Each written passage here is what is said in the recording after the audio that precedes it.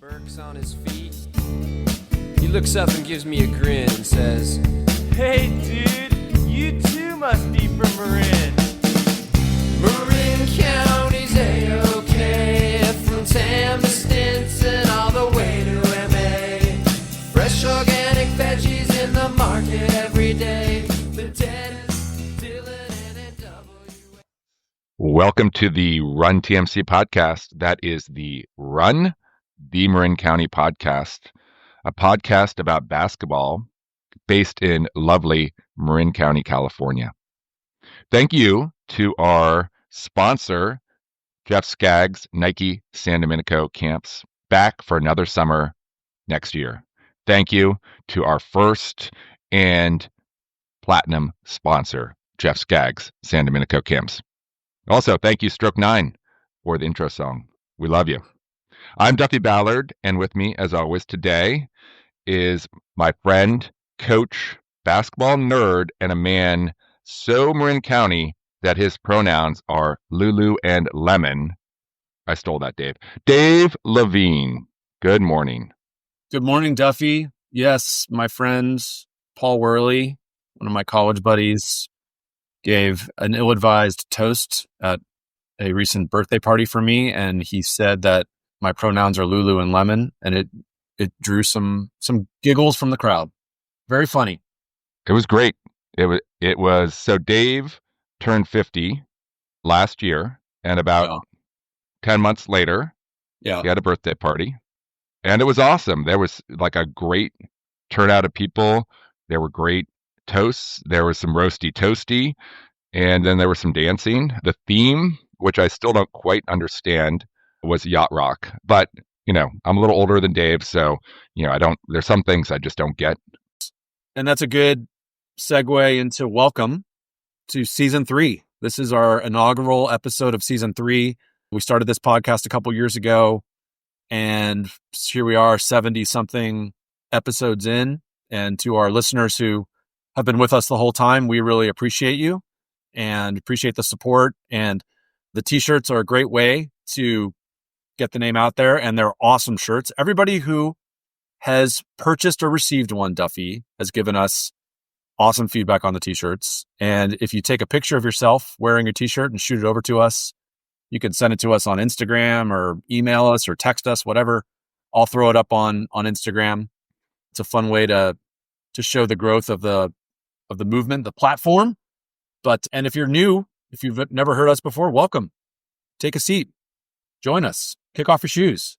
But first, Dave, it's almost hoop season, which means it is still the preseason, and there's a lot going on the professional, college, and high school level. Let's get into just a few of the developments in the preseason. What do you got? Well, I'm intrigued. Obviously, this is so listeners, we assume most of you are listening to us from the Bay Area, which is where we're based. We're based in Marin County, obviously, run the Marin County, but maybe we have listeners from elsewhere. But we're a very Bay Area focused podcast, and obviously the Warriors are top of mind. We're both, Duffy, you and I are both diehard, longtime Warrior fans, and I really like the team this year. I'm intrigued. The Warriors have one of the older rosters in history. I think 4 of their 5 starters are going to be over the age of 35. Is that right? Jimmy Butler, Steph, Draymond, and Al Horford, all kind of mid to late 30s, but a lot of experience. They're all in great shape, and I think it's going to be a lot of fun. So the preseason has been fun to see the Warriors. Steph looks like he's already in midseason form. Yeah, what do you feel? I think the over-under for the Warriors win-wise is like around 46.5 to 47.5. What are you feeling that, Dave? I mean, it's ultimately going to come down to, can they stay healthy, and how aggressive are they going to utilize load management, which is obviously a very important consideration in today's NBA. But if they can stay healthy, I think they're going to win a lot of games. I think the experience, close games, I would love to bet on the Warriors, given just the breadth of experience, the titles that they have on that team. And then you mix in some of these younger guys A Will Richard, right? A second round pick that they got out of Florida what a great pick. He looks awesome so far. Pajemski's looking really good. Obviously the wild card is Kuminga. It was a long off season of back and forth with him. They ultimately did sign him. Still not sure he's going to be a long-term Warrior fixture, but we'll see. Maybe they try to move him. Duff, when do they have the ability to move him? Is it January? I believe they have like a short window between January 15th contractually and then the trade deadline, which is February 5th or 6th. So they'll have a short window, and there's going to be nothing but speculation until then. I know there were rumors about him going to Sacramento, but I think the recent signings there have made that much less likely, especially the Keegan Murray signing. So it'll be interesting. I think, Dave, that when Jimmy Butler came on last year, he helped the team obviously on both ends of the floor. But one of the ways he helped them on the defensive end was by getting to the free throw line and allowing them to, slow down and set up, older athletes a chance to catch their breath.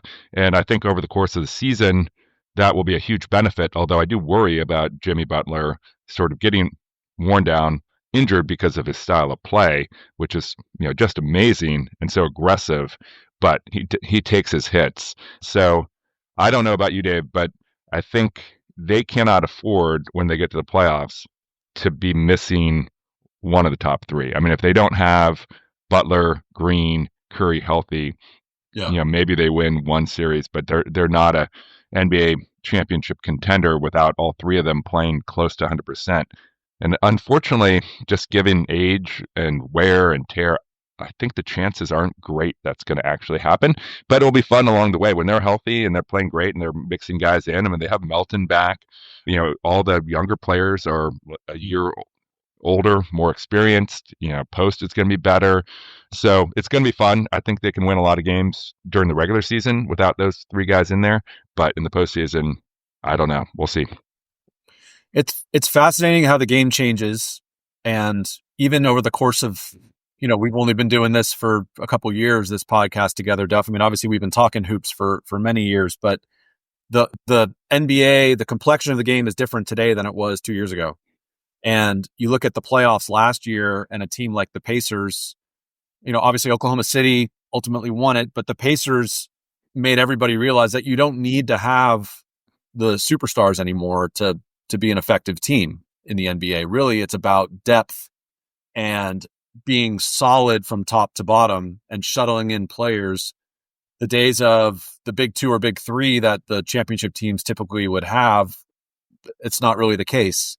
And the NBA, obviously, it filters down to the college game, and that filters down to the high school game, which we're involved in, obviously, as high school coaches. So it'll be fun to watch the league this year, and a team like the Warriors, where, obviously you need Steph, you need somebody with the gravity, as Dan Krikorian says, but the depth of the roster is really compelling. So if you do have an injury, can you withstand that injury? And in today's NBA, I think the answer is more yes than it used to be, where if you were so reliant on superstars. Yeah. Well, remember, the Warriors did have a lot of depth last year. They were playing 12 players a game right off the bat. They looked great. And then it just took one injury, Melton going down. And sort of the vibe of the couple units changed after that. And it is also really hard to play 12 guys meaningful minutes over the course of a season. It can work for a while, but there are egos involved, and it just becomes challenging to mix and match, I think, as a coach. So Kerr did a good job for a while, but it was also predictable that the bench would narrow eventually. My guess is that's going to happen again this year at some point along the way. Yep. All right, Dave, let's talk a little bit about the high school season. So we're in preseason for high school. The rules are a little different from state to state, but here in California, you can have your team together playing fall ball. So both of our teams are mostly together playing fall ball, but they're not allowed when they go to tournaments to be wearing school colors. So they have to be under some other entity rather than the school and when they're playing.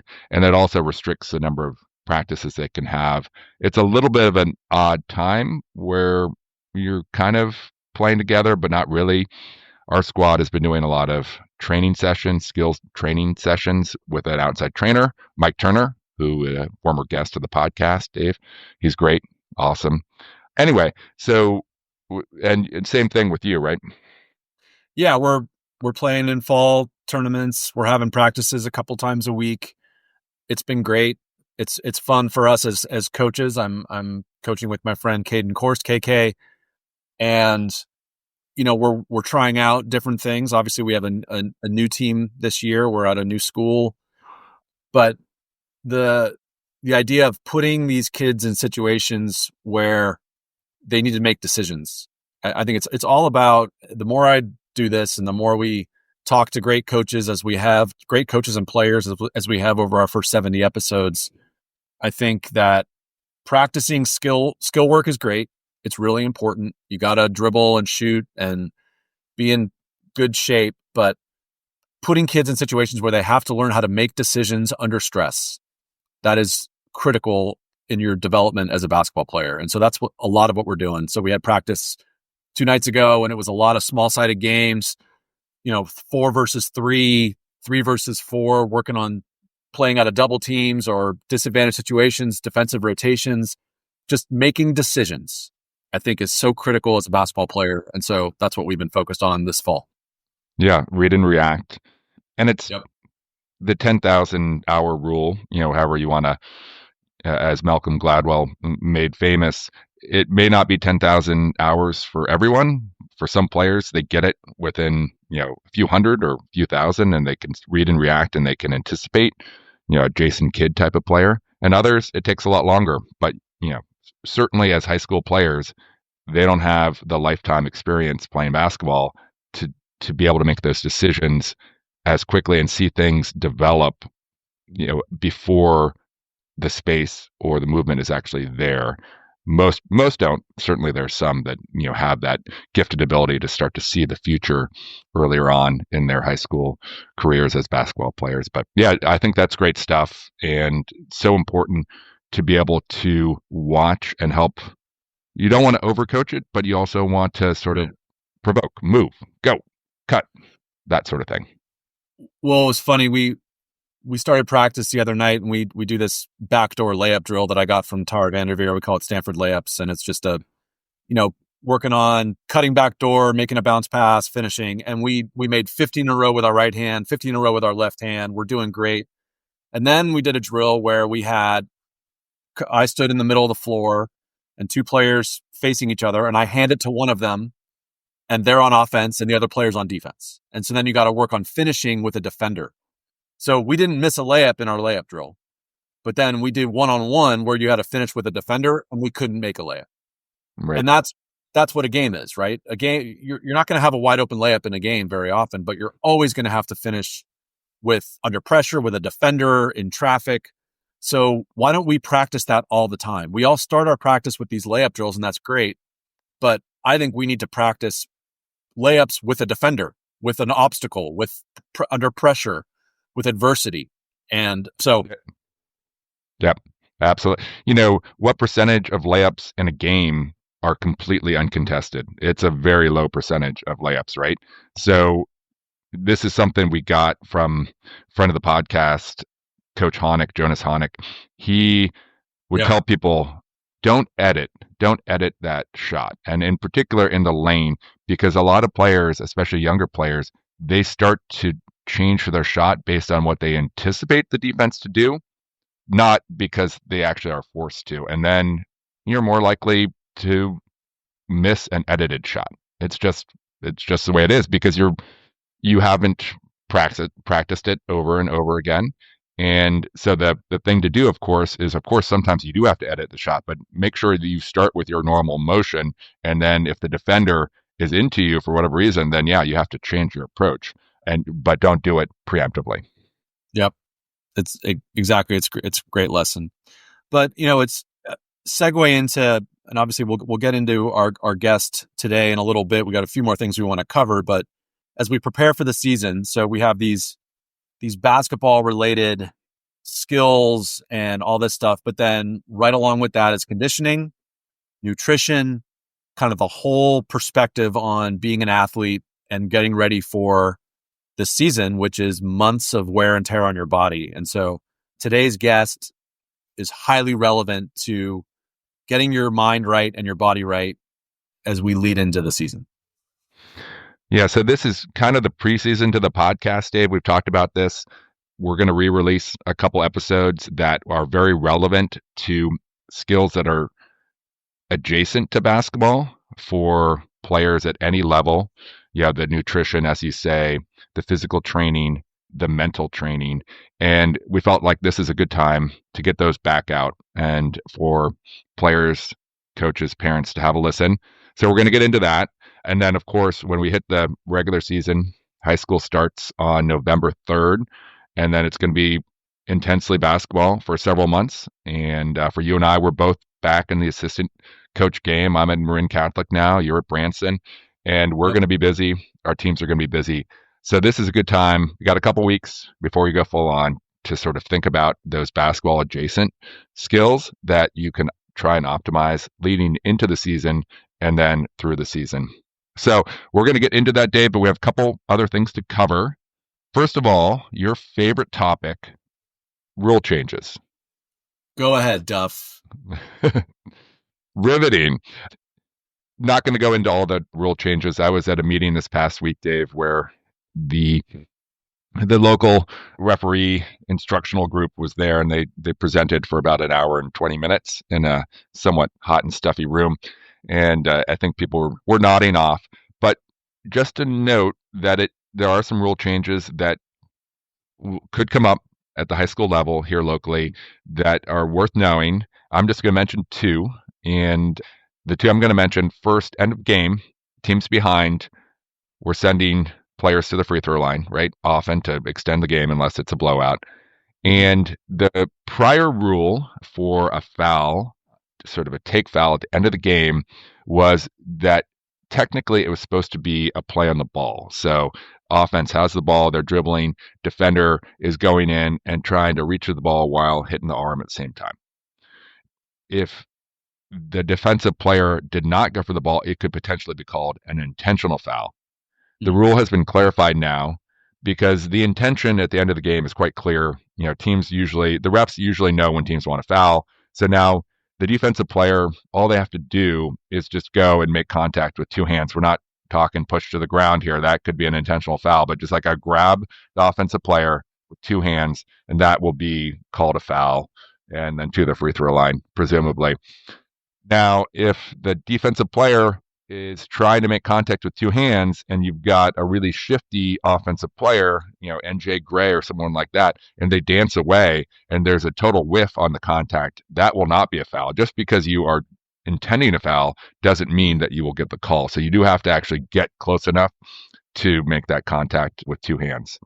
So I think that's a bit of a change. I mean, that has kind of been called that way previously, but not always. And so now it seems more clear that the officials are given the leeway to sort of call it as per the intention of the coaches and the players. That makes sense to me, right? It's just sort of codifying what was already kind of a reality. So I think that's a positive rule change in my view. It just makes sense. The other one that was mentioned and was told to us to be potentially, quote unquote, a big change with big ramifications is a clarification of the continuous motion rule for what is considered a foul that would be on the ground. So essentially a non-shooting foul versus a shooting foul. And so this is a clarification of a rule that had been previously updated that essentially takes the high school rule on this to something very similar to the NBA. So the continuation is allowed. So if the player is fouled after they gather the ball, so the dribble has been picked up and the patient, I keep on saying the patient, Dave. By the way, listeners, I am a ER physician in my side job. The player is getting ready to shoot. If they now get fouled, they can continue their motion into the shot, whether it be a pivot and a turnaround like Kobe Bryant or a Euro step into a layup, whatever it is, that is allowed. And then if they make that shot, with the foul, it's an and one. If they don't, they get 2 shots. Now, I think it's been kind of called this way for, at least a couple years, but this seems to make it perhaps more uniform that you're going to have fewer fouls that are called sort of on the floor where it's not a shooting situation. Interesting. Yeah. That we've always, our whole lives, we've talked about the NBA continuation. Sometimes there's a very liberal interpretation of the continuation rule, right? But again, this kind of makes sense. It's kind of unifying the sport between the pro and the high school level. I think it probably is a reasonable change, but it'd be interesting to see how it's played out. But I know as a player, if you get fouled on your way to the basket and it's on the floor, that was always frustrating, where you feel like you're in your shot, but it's on the now. Hopefully, it eliminates those situations. Yeah, and I think as a coach, just tell your players, finish the move every single time. I mean, if you hear the whistle or you get the foul, even if you don't think it's going to be a shooting foul, if you were about to make a move, just make that move and don't stop it because you think the play is going to stop, because you may end up getting, a couple more points than you think you're going to. Yeah. Yep. Well, we have one segment, a recurring segment that we want to get into before we do the intro to our guest. And Dave, why don't you give the preamble for new listeners on the glossary segment? So at the end of the day, this is a basketball podcast. And since day one, episode 1, we thought it would be fun to share some basketball terminology with our listeners, because we know we have a broad range of listeners. Some of them are basketball nerds like us, but some of them maybe you're a parent of a kid who's just learning the game and you want to learn more about it, or you're a casual fan. So we thought we'd have a glossary segment where we throw out some jargon. Our first ever glossary term was the nail. If you don't know what the nail is, go back, listen to season 1, episode 1.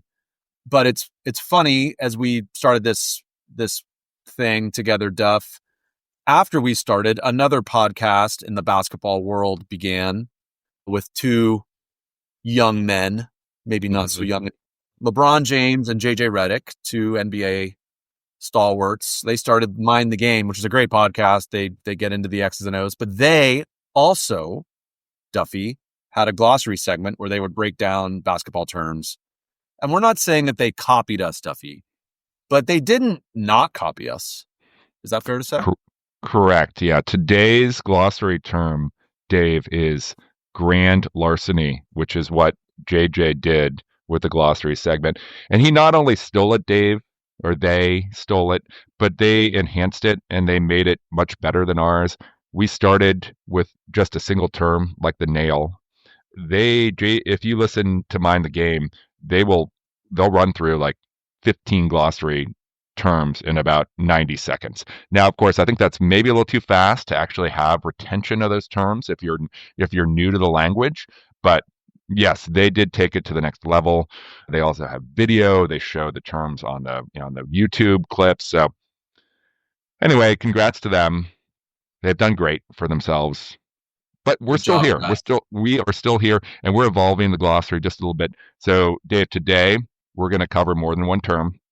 Okay. We're going to cover a number of terms that relate to the shooter.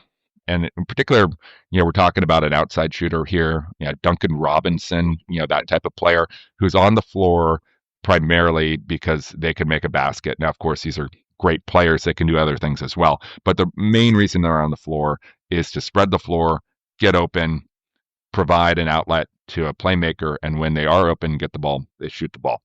So there are a number of different actions these players take, and they're terms that correlate. So, Dave, tell us about the pin down screen, which is a very common way to get a shooter open off the ball. Pin down screen is a screen away from the ball. So typical situation would be maybe the ball starts at the top of the key with the point guard. The point guard passes to the wing and then goes and sets a screen away to the other wing.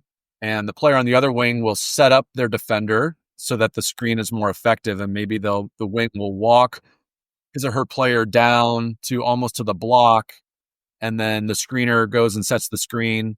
And the player receiving the screen uses it and can respond in a variety of different ways, which you're going to get to, Duff. But a typical pin down screen, the player just uses the screen, pops up to the top of the key to receive a pass and take a shot. Very, very standard action. Right. So a couple terms about the pin down. The first is the curl. So a player could curl off of it towards the basket. Usually shooters don't like to do this, but you have to do it every once in a while to keep the defense honest. You can also pop or flare. So essentially that is you're kind of staying neutral to the screen or coming up slightly towards the ball. You could fade, which is going away from the ball, and that would be a situation where the defender is overplaying the curl or the movement towards the passer. So you can curl around it, you can pop or flare, or you can fade, or you can hold and wait, and sometimes something opens up while the initiator makes their move. So that is off of a pin down screen. Now, often in today's game, shooters, and I don't love this, Dave, but shooters will be in the corner. Shooter is holding the corner, which means they are just in the corner to provide that potential pass out for an open shot. So that's the hold the corner, very common in today's game. I've been that player before, Dave, where you're holding the corner in a rec league game. It's kind of boring, but you do get some open shots. Yeah, the modern game, we talked about it, probably 68 of the 70 episodes. 5 out is very standard in today's game. Spreading the floor and having players in the corners is really important for a couple reasons. One, as we've talked about, it's a very effective shot. The analytics tell you that the corner three is probably the third most effective shot behind a free throw and a layup. It's just a dangerous shot. So you always want to have somebody in the corner as that threat. But then the second reason is it literally spreads out the defense. So if you stay in the corners, now the defenders have to be mindful of you, and it creates more gaps for other players. So back in the day, if I was in the corner and my point guard penetrated towards me, I would maybe relocate, move to create an opening. In today's game, players are often taught to hold the corner and stay there, which is a little bit counterintuitive, but you do that because you want to make your defender either need to, if your defender stays with you, that maybe creates a gap for the ball handler, or if the defender hedges or helps on the ball handler, now all of a sudden you're open for a corner three, which again, very powerful shot in today's game. And it changes the way you coach defense as well, Dave, because it used to be that if you were that defender that was helping on the strong side and guarding someone on the wing or the corner, that you could help down on the drive and dig down at it. Now the teaching that I have seen pretty much universal is that whoever's defending that corner, if that corner player is a shooter, they cannot completely leave them. They might do a quick stunt, but they have to be able to get back and heavily contest that corner three. So that does change where the help has to come from, which now you have the weak side guarding the other corner. They're all the way in the middle of the key and they're coming over to wall up. They have to move around a lot, especially if the ball gets swung cross court side to side. So it does put a lot of pressure on the defense, especially if you have a great shooter in the corner and you have a great ball handler who's attacking to their strong hand, where if help comes, they can see it and they can push it out. So holding the corner, it does have a strategic basis. It's just not always that fun to watch. But anyway, it is what it is, Dave. Another term is lifting up. So sometimes, that the player may be holding the corner, but they may lift up towards the ball handler. Say, for example, the ball handler gets cut off on their drive, like closer to the elbow, and then there's a lift up and there's an opportunity to get a shot. Or the shooter may relocate. That usually is a situation where they've touched the ball, they make a quick pass, maybe to the post, and they relocate. Sometimes it's just like a foot or two, and sometimes it's just to create a good angle for the ball to come back to them. Obviously, Stephen Curry is amazing at the relocate. As soon as the defender turns their head at all, he's moving. He's moving, and it might just be a short move, might be a step or two, but he's moving, and that's all he needs if the ball comes back to him to be able to get a shot off. So when we're playing against, when I was coaching last year, we were playing against a really good shooter.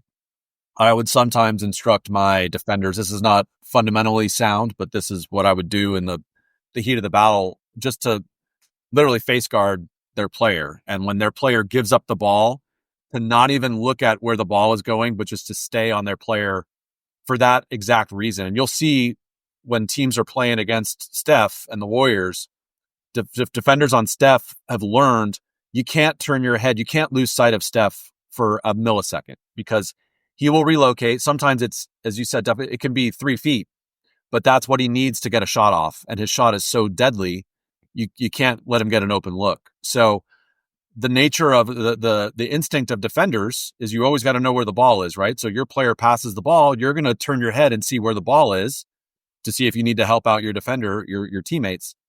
When you're guarding a player like Steph, you can't turn your head anymore because they'll relocate and get an open shot. Yeah, and you may not see that back screen coming either. So your buddy better call that out because you could get dropped. You could get dropped if you're not, keeping an eye on, the ball and the man in this case being someone who's coming to set a bone crunching screen on you. All right. Well, good stuff, Dave. One last thing on shooting is I think this is helpful guidance. I heard this first from a friend of the podcast, Tyler Gaffney, great coach. He was a season 1 guest for the podcast. But for the shooter, basic criteria for when to shoot. All right. And this is Rob. So you're in range for you. Everyone's range is a little bit different. You are open, and open can be a little different too. And then you are on balance. And included in that would be that you're in a rhythm. So whatever your rhythm might be, the 1-2 in terms of getting the shot off, step 1, step 2, or the pop 2 at once, whatever the rhythm is. So I think that is good criteria to talk to players about because a good shot is much different for one player to next, or it can be at least. Good stuff. When in doubt, Tyler Gaffney is a good guy to listen to. Yep. All right. So we are going to kick off the preseason for the podcast by re-releasing this awesome interview with a man known to many as the Supple Leopard. And he covers a lot of ground with regards to how to maximize your own athletic talent and how you can become a Supple Leopard, whether you are age 10 or 25 or, like Dave and I, pushing 60. No, not quite yet. Not quite yet. Please. So anyway, Dave, would you like to read the intro to Kelly Starrett? And it is Starrett. I think Dave butchers the leopard's name right off the bat, but makes a good joke out of it. So it all ends up okay. Yeah, the interview gets off to a rough start where I butcher his name right from the get-go. But Kelly's an awesome guy. This was a really fun interview. So Kelly Starrett is a coach. He's a physical therapist. He's a best-selling author. He's a speaker. He's a thought leader. Along with his wife, Juliet, they are the co-founders of The Ready State. That's a fantastic podcast, by the way. I highly recommend listening to it. It's all about nutrition, movement, health, wellness, optimizing performance. It's a really useful listen, regardless if you're a 12-year-old or a 72-year-old. It's great. He's hugely impactful in the world of performance therapy and self-care. He has clients in the NFL, the NBA, NHL, Major League Baseball. He's worked with Olympians, with Tour de France competitors, with cyclists, with professional dancers, with military personnel, really anybody involved in any sort of athletic endeavor. Kelly has worked with them. He's the author of multiple New York Times bestsellers, Becoming a Supple Leopard and Ready to Run. He co-wrote with his wife the Wall Street Journal bestseller, Desk Bound. He's just a really fun, interesting guy to talk to. This was an awesome discussion, and it's really useful for, as we talked about, here we are in the preseason leading up to the season. So if you're an 8th grader, a high schooler, a college player, this is great to listen to get your mind right, get your body right for the season. We talk about pregame nutrition and kind of mindset stuff, but it's also great for folks like us. I mean, Duffy, selfishly, I asked Kelly about, all right, I'm a 50-year-old dude. I still like to get around there and play basketball. What should I do to keep myself fit and healthy? And he had some suggestions. I would say maybe 10% of which I have implemented. So I was going to ask about that, Dave. Yeah. Which 10% have you implemented? Have you been running hills every day? No. I jump rope every now and then because Kelly's big on the jump rope. And as our former guest and our good friend Paul Trevor said, ropes don't lie. It's a great way to get a good sweat in. But this was a really cool discussion, and we thought would be a great way to kick off season 3, to replay this one in case some people missed it the first time, or if you did listen to it the first time, listen to it again. You get a lot more out of it. Yeah, I caught a number of things the second time through, and one that I'm going to implement right away, which is basketball specific, and that is just this simple advice that, if a player is coming out of the game, maybe something's gone wrong, and you want to, have a moment with them, that you just breathe together, a few breaths together before you jump into it, because the moment has just happened. The player's probably not ready to receive the advice. They may not be ready after a couple of breaths, but they're certainly not ready right away. Their catecholamines are racing, and both as a player and a coach, just focus on breaths, and then get into the feedback, and maybe through the breaths, the feedback was like, oh, maybe I don't even need to say that. So I thought that was great. My wife was very happy with his choice of the favorite sport to watch on TV, because Dave, as you know, our daughter was a competitive mountain biker. And so Kelly has worked with probably the world's most famous female mountain biker, Kate Courtney, a Marin local, amazing athlete. So that, and then finally, I've been meaning to pick up the book Belonging by Owen Eastwood. That kind of rang out, and I was like, man, wanted to pick that up and maybe read that before the season. The concept of it sounds a little bit like the Sebastian Junger book Tribe, where the whole conceit is that difficult situations can bring people together and create bonds that are stronger and more lasting.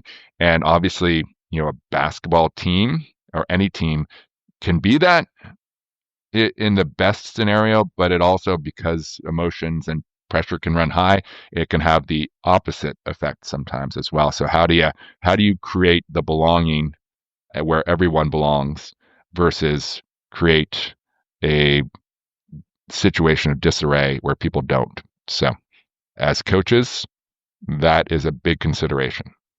Yep. I've not read Belonging. I'm actually going to Amazon today to purchase it. It's a good reminder. Grab me one too, please. I'll get you. I'll buy 2. I did read Sebastian Junger's book Tribe, which was one of my favorites. It was Junger's a great writer. But another thing, actually, this was a couple days ago. We were hanging out with some friends, and I got off the couch and I sat on the floor because Kelly mentions that floor sitting is really good for you, particularly as you get older. It's like 15, 20 minutes a night. And I said, like, does it matter how? He's like, nope, crisscross applesauce, legs long, whatever, just sit on the floor. It's good for your core. It's good for flexibility. So just little tidbits like that from this guy who spent his life studying this stuff and teaching it, I just thought was great. So I hope you enjoy this discussion, and thanks for being along for season 3. We got some great episodes coming up. We're going to re-release a few of our favorites, and then we've got some new guests who we're very excited about. So it's going to be another fun season. Absolutely. And if you're interested in being a sponsor, please reach out, the runtmcpodcast.com or the runtmcpodcast@gmail.com, or, just swing by Dave's house and look out for the Run TMC banner outside of it. I'll be sitting on the floor, jumping rope. All right. Enjoy Kelly Starrett, and we'll talk to you soon. All right. We're going. Dr. Kelly Starrett. Starrett? I don't want to butcher it. Oh, you've already butchered it. It's too late. Starrett. But because we're in this realm, the way it was pronounced over the PA in high school was with U and 17 R's, Starrett with the tackle. So I'll take whatever it is. I get Levine, so we all have our axes to bear. Yeah. Kelly and I talked about this. I'm going to forgive him his Cal paraphernalia. He's wearing it here on our Riverside chat, but we've we've mended fences. We're okay. We're going to move forward, right, Kelly? We are. And the only reason it's relevant to this conversation is that we have these incredible universities in and around the Bay Area that are tremendous resources. And I want to remind everyone we need to build better connections between our premier university programs. And I actually am a coach at Cal, and I work with all of the teams there. So I get to see this transition of youth high school athlete into professional athlete. And I certainly want to talk about sort of that ephemeral division where suddenly you're 18 and then you're 18 plus one at a college program, and your life looks very different, and nothing the things that you did prepared you for that, and nothing of the way that you were trained, coached, eating, sleeping, managing had anything to do with what we see at the next level. So we have a real opportunity to take what we're learning and see if we can transmute it back to the lessons of middle school and even high school. It's so awesome. And we were excited to have you, thrilled to have you, because a lot of our listeners so we either have high schoolers or youth kids who are listening who are basketball players or fans of basketball players, or we have a lot of parents, right, who are listening, trying to get ideas on, okay, how to navigate the landscape of club basketball or club sports, or, how to optimize their child's experience as an athlete. And so you and your wife, leaders in this space, thought leaders, just thrilled to have you. So we already, Kelly, we gave your bio a bit before the interview, so I won't bore you with how awesome you are, all the things that you've done, but I want to jump right into getting your perspective on some things. So you've worked with incredible elite athletes across seemingly every sport, like NFL, NBA, hockey, Major League Baseball. You've worked with Olympians, Tour de France, cyclists, dancers. Taking a step back, discuss, in your view, the benefits of being a multi-sport athlete. Well, let's define that for a second. And what are the goals? Because I think we are in an age of specialization, an age of hyper focus, and I'm not sure anyone has the wherewithal or the power or the discipline to fight that. Right? And it's okay if you love basketball. It's okay to play around. I just want to be very clear about that. Yep. It may not be formal. It may not. But the real question here underneath that is, what do we get from being a multi-sport athlete? And theoretically, one of the things I get is a break from my sport. I get an opportunity to just, not hammer up and down the basketball court 6 or 7 days a week. To get a chance to let my tissues normalize. Right? I just get a chance to rebound from that. The second thing is that potentially we end up in another environment where I'm getting different kinds of coaching, where I'm working on a different team with a different universe. And theoretically, I'm in a different movement pattern skill where I'm integrating what I've learned from basketball, my primary sport, into this other sports. And vice versa, from playing on a different surface, different height demands, different speeds, right? There's theoretically, what we're trying to say is, how do we create the best athlete? And is a multi-sport pathway the best way to create the best athlete? And when I mean athlete, I mean the kid who has all the resources to understand how to fuel, how to manage pain, how to warm up, how to prep, how to do some visualization, how to self-talk, right? But for us, we look at the best athlete is the kid who can pick up the new skill the fastest. So the faster you can be coached, the faster you can integrate a drill or a skill into your skill set, into your sort of tool bag. That's the kid we're trying to prepare.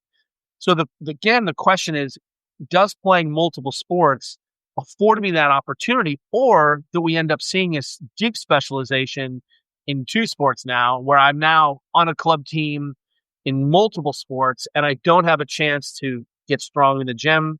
I don't have a chance to do free play. I don't have a chance. So oftentimes we're saying the panacea or the solution to being a multi-sport athlete or to this problem is to play as many sports as you can. But by the time you're 15 or 16, by the way, that ship has sailed unless you're already playing. It's time to specialize if you're going to be a D1 athlete.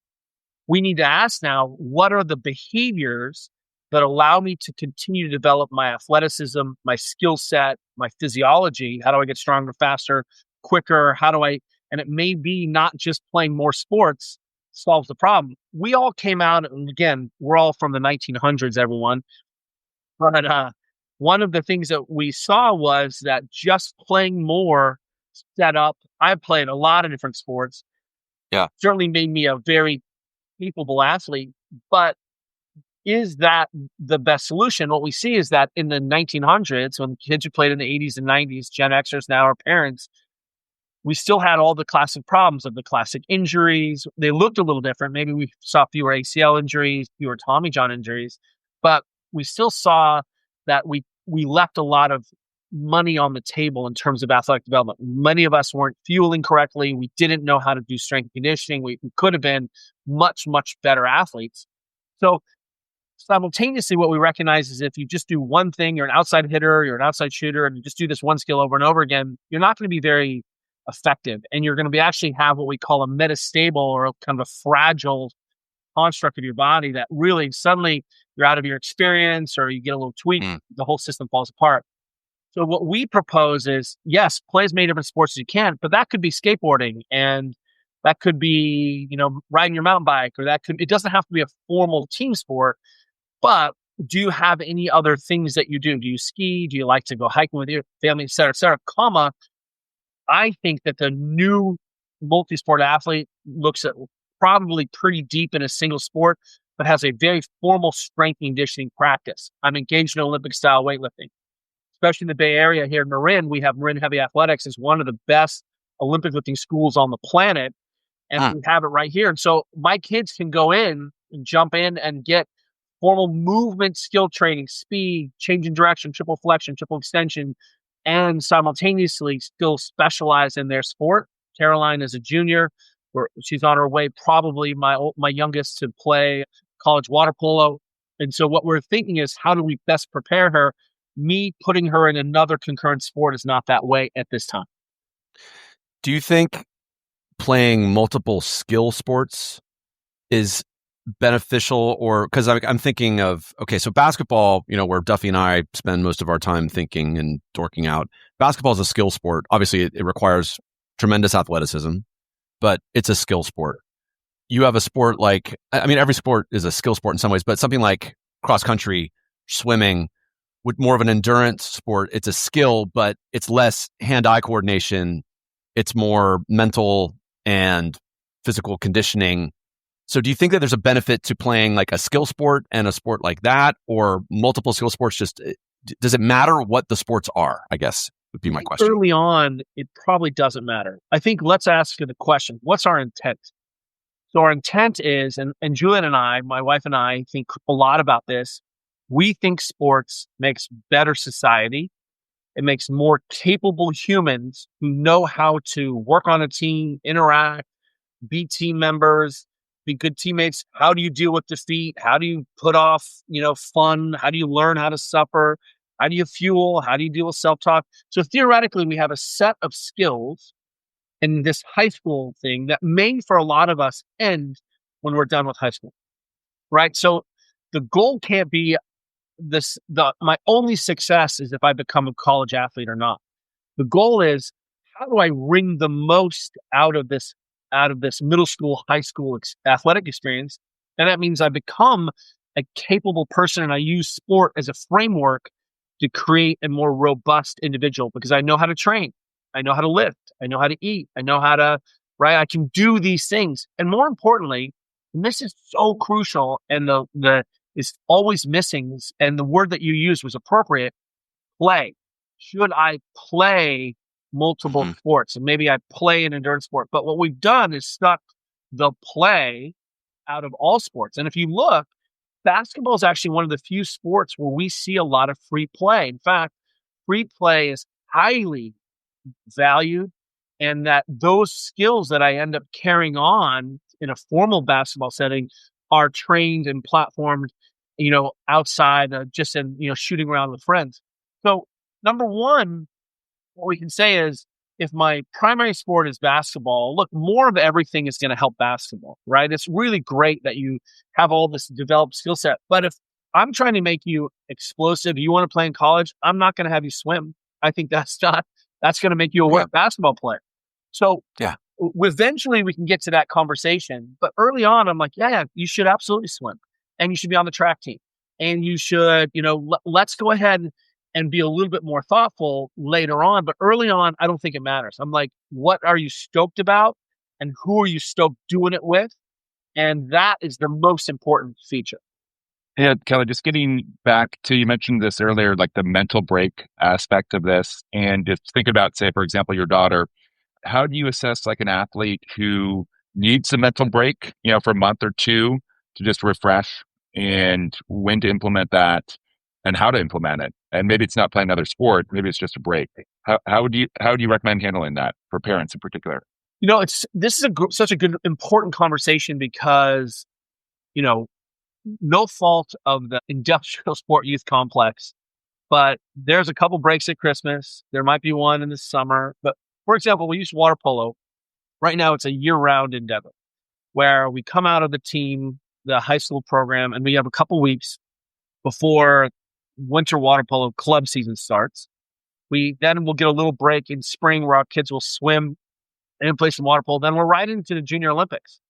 And then JOs takes us right to the beginning of school again. So to your point, one of the questions is, are you sitting down as a family before every season and say, was this a positive experience? Did we love this? We're making this commitment as a family to do this as a family. You're playing basketball, but it's a family. It's the first team. And we want to make sure that the family team is met. And one of the things we want to ask is, was this a pleasurable experience? A positive experience for everyone. Number two is every week we sit down and say, how are we doing? What's the week look like? I think if your kid is so stoked and driven, my daughter plays goalie and she loves playing goalie. She loves it. She likes practice. She likes playing goalie, and goalie is different than just pure physiology. It doesn't have to do, her heart rates and outputs during games are insane. She'll spend 17 minutes with her heart rate above 90%. It's pretty crazy to see the outputs. But what we'll see is sort of micro dosing of like, hey, I just came out this quick tournament. Now we're back into the grind. Where are we putting the brakes on? How do we support kids? And that starts with a conversation about how you feeling.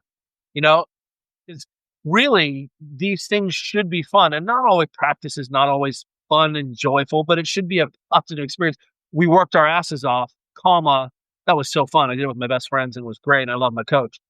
We should be looking at, are there breaks? Is 2 or 3 weeks of break long enough gap? And that's going to be individual for you about figuring that out in terms of you sitting down with the family and asking yourself, do I need enough break, and how long is that? And it's okay to say, I'm sitting out this club season or sitting out this section of club. And it may feel like an arms race, but you might have to say, hey, I want to do something else or I'm burnt. And because I think we have to ask ourselves, what's the goal? If I had my choice, every high school kid would be in 3 sports. We'd have a fall sport, winter sport, spring sport. And that sport could be weightlifting, yoga, dance, right? It could be I'm playing JV thirds, which is a non-competitive volleyball. But there's no reason why we can't be active year-round. The real question is, what does that look like? In fact, I would argue that if we had kids who played more year-round and were exposed to more things, we would have better athletes. So the real question is, what is it you're going to put in with your family? Is that enough time and break to get some perspective on the sport and be excited about your primary sport? It's great. That's great perspective.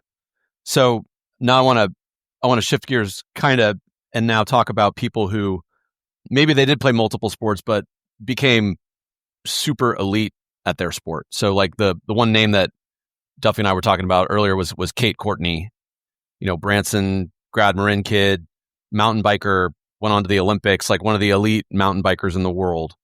You've worked with Kate, I believe, and other athletes like that, just who achieved this elite level, like highest level in the globally. What separates those athletes? What characteristics? Oh, I think what we all want to hear is the egalitarian, that if I eat the right snack and I have the right coach at the right moment, that I too can be elite. I just want to remind everyone that genetics are not equal, and that Kate is a good friend of ours and a mutant. I just want to point out that she's a mutant, and her capacity to stuffer and her capacity to generate wattage and train and do all the hard pieces, there's very few people like that. What we start to see, though, I think, when people get good, is that they find something they really like, and that there's a feedback loop where they get some positive affirmation. They like the training. They're naturally good at it. Kate's build is pretty much ideal for mountain biking. And so suddenly what you see is a lot of the things line up, right? Good coaching, right moment. She famously will talk about the fact that her husband, Will, he was a freshman, but he was captain of the team as a senior. And when she started mountain biking, she'd been mountain biking with her dad. Part of the culture kept her in it, that she had really excellent leadership. She had really excellent senior models that created an environment that was really compelling and really fun.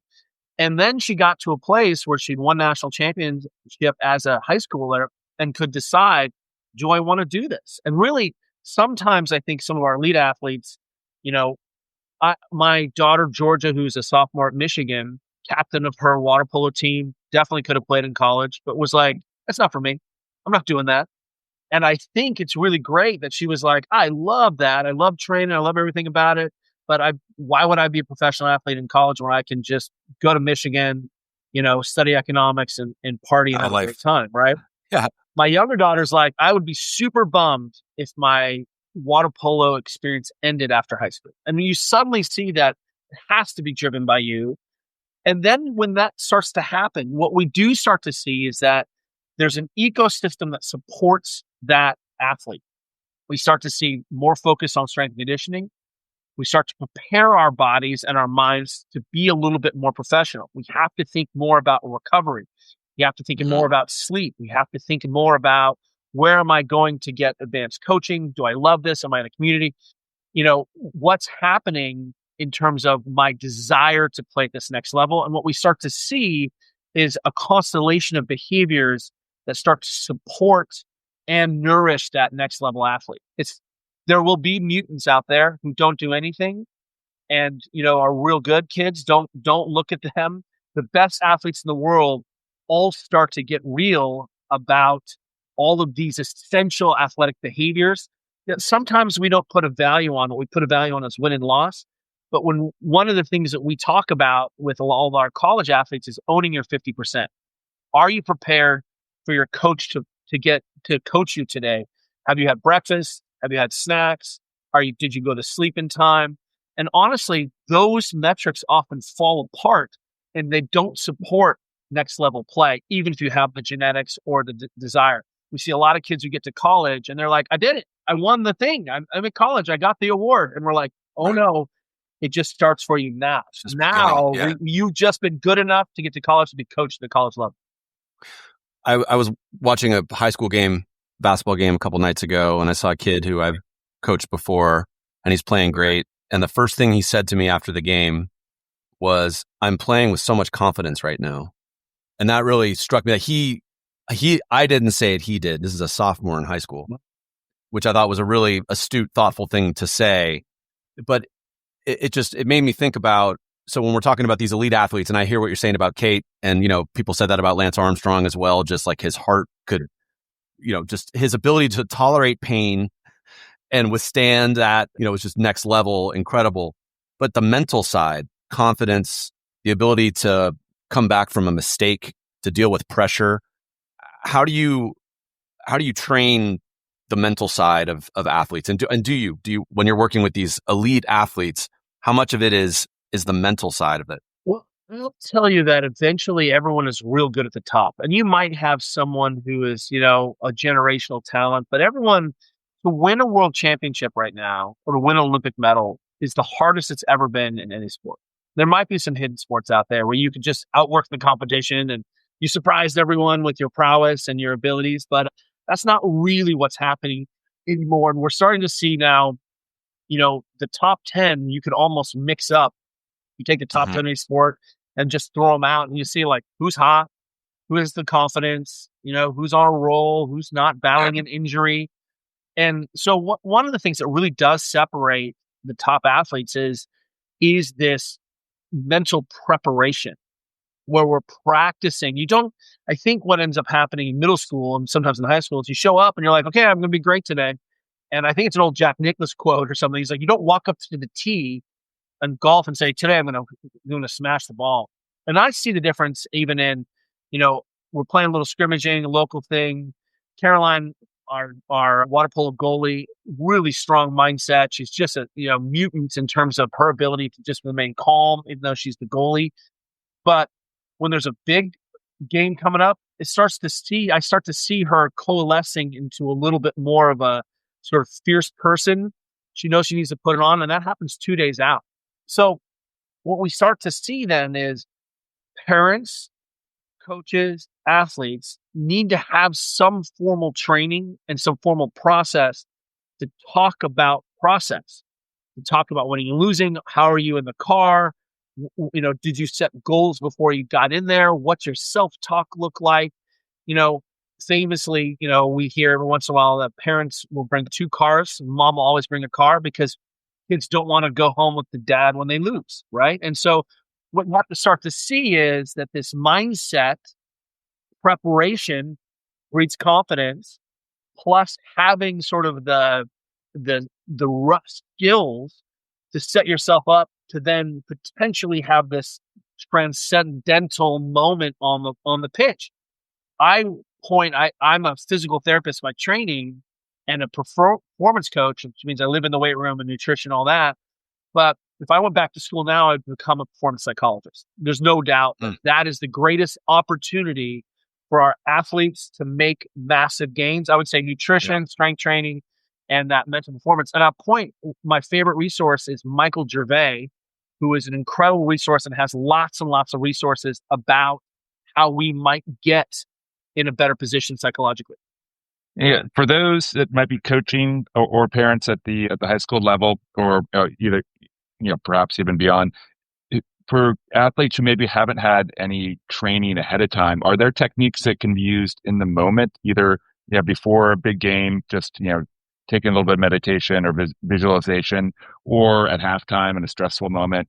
I know we had a game this past week with Archie, and our guys were behind at halftime. We weren't playing great, and there's just a lot of bad body language and just kind of people hunching their shoulders. And so we just had them do a simple power pose of arms behind the head.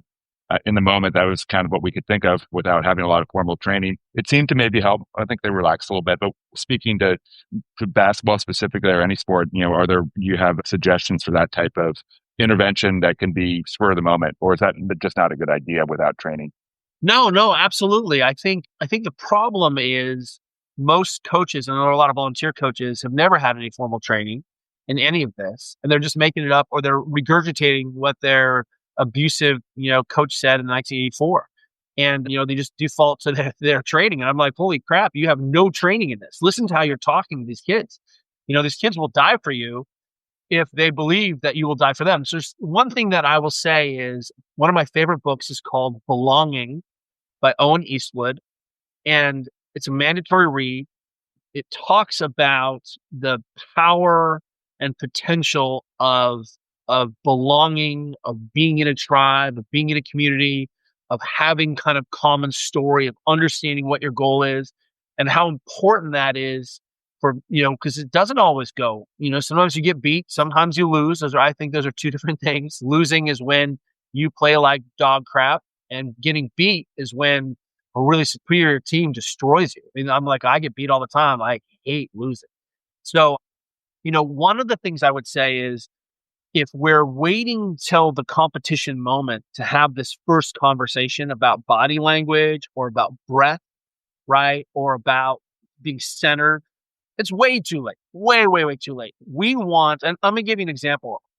At the Olympics for water polo one year, maybe it was a World Cup or it wasn't an Olympic final, but one of the things that was happening is one of the games was running late, and our women had warmed up, and then they go into double overtime, and everyone just kind of sits and watches the game. right from the side, and they're waiting to go out, wait for this game to go out and finish in front of them. And lo and behold, what happens is everyone's not in the moment. No one's connected. We haven't warmed up, right? We've lost all the kind of vibe, and they go out and guess what? They play like crap. So the head coach says, we'll never do that again. Instead, says when these teams run over, we'll just start our warm up again, and we'll just go ahead and go through the process and stay connected. So I think we have to have a plan in place, and we have to talk about it. And that's why we practice. And practice isn't just about drills or just about conditioning. It has to be about the bigger game. And it clearly can't eat up all the time, but we say, hey, I want to talk about how we're going to deal with a stressful situation. And we're going to look around, we're going to see our body language. I think that was really great. We're going to look each other in the eye and say, we got this, right? We do a formal breathing practice before our games. We're playing Stanford on Saturday. And, I'll do 10 to 15 minutes of formal breath work to get us centered, to come together. When we do that, that's how we know we're starting a campaign of the day. I think it's really important that, when our women come to the sideline, for example, we take a pause and we don't jump right in and start talking. We just shut up and take a breath. So literally we have some of the best players on the planet taking a moment, shutting their mouth, taking some big breaths in, just recentering. Then we have a conversation instead of going to the bench and be like, right? And so having some structures in place that your athletes understand what they're for, I think really goes a long way.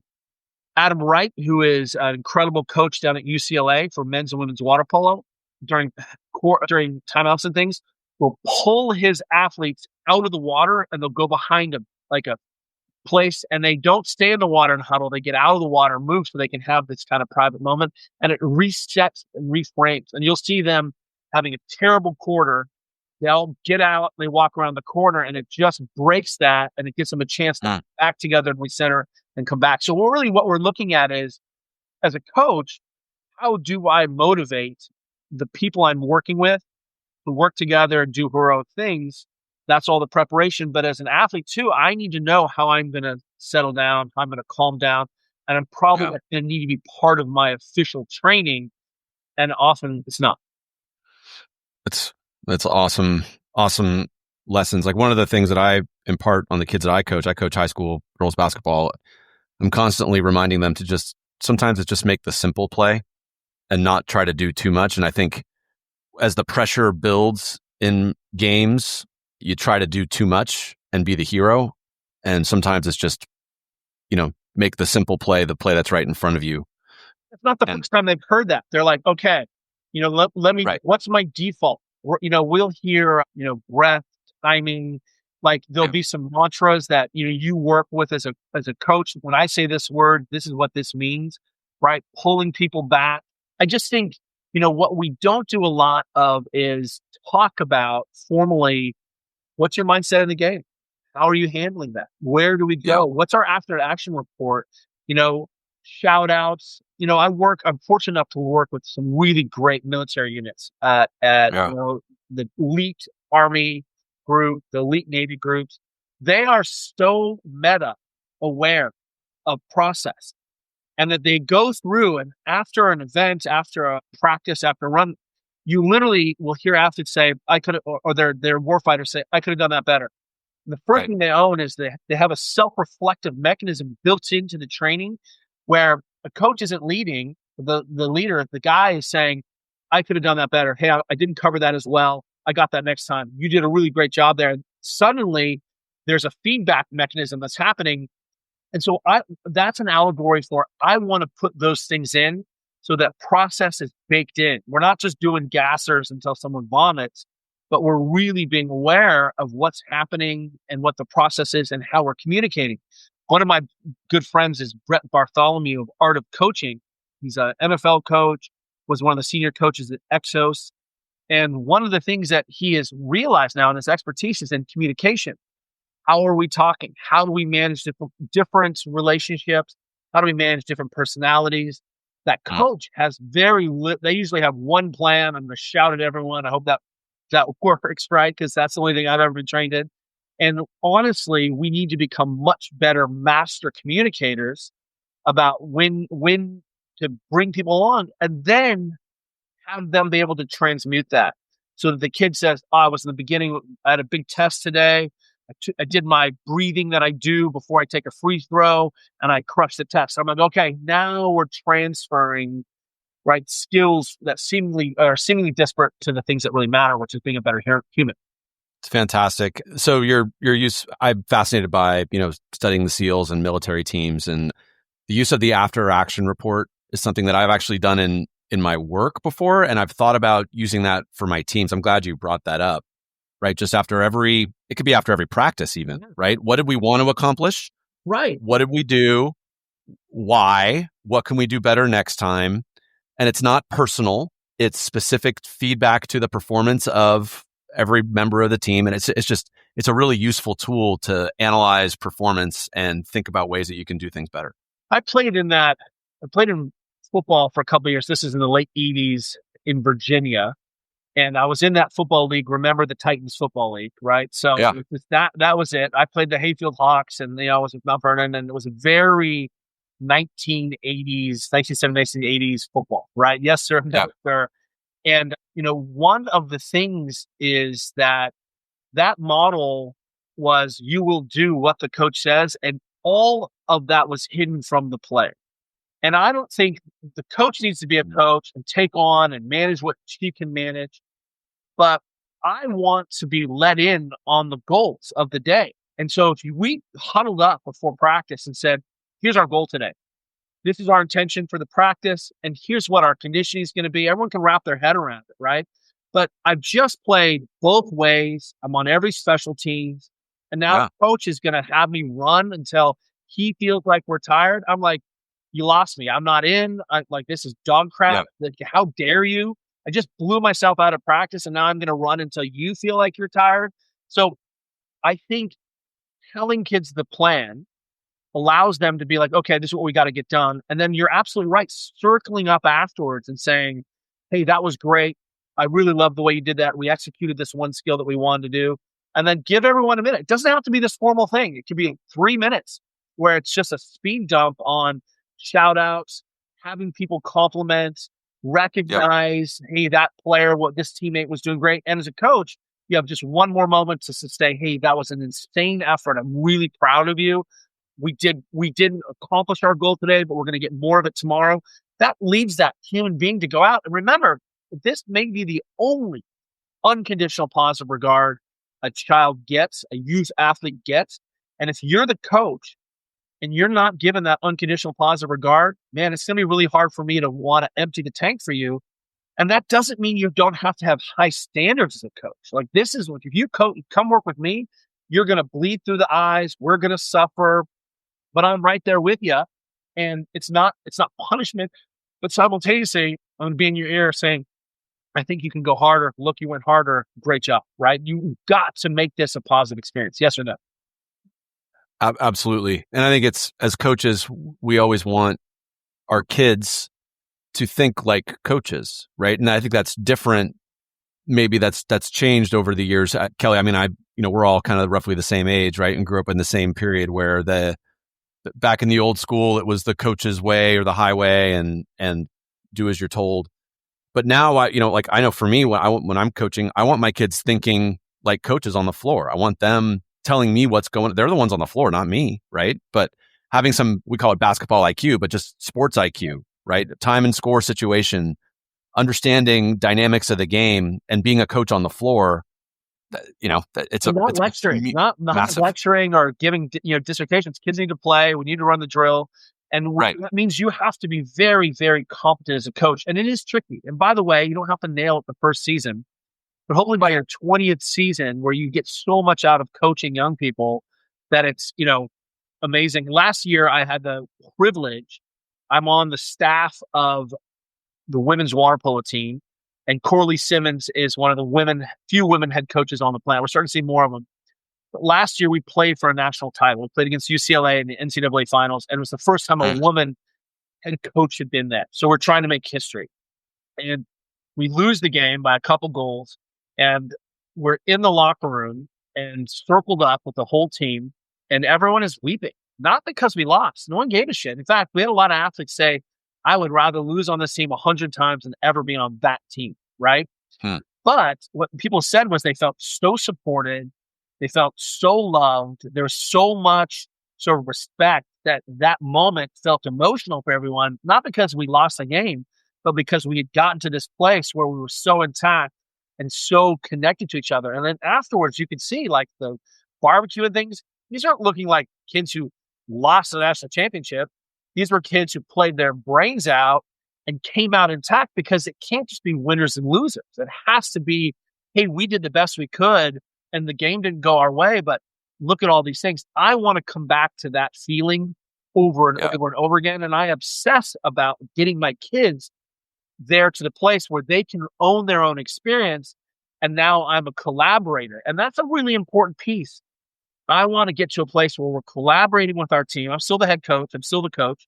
But the kids have a lot more input formally about what's going on, right? About what we need. And kids are smart. The All Blacks, I'll take it as an example. I work with the All Blacks, which is a rugby team out of New Zealand, everyone. Of course. Yeah.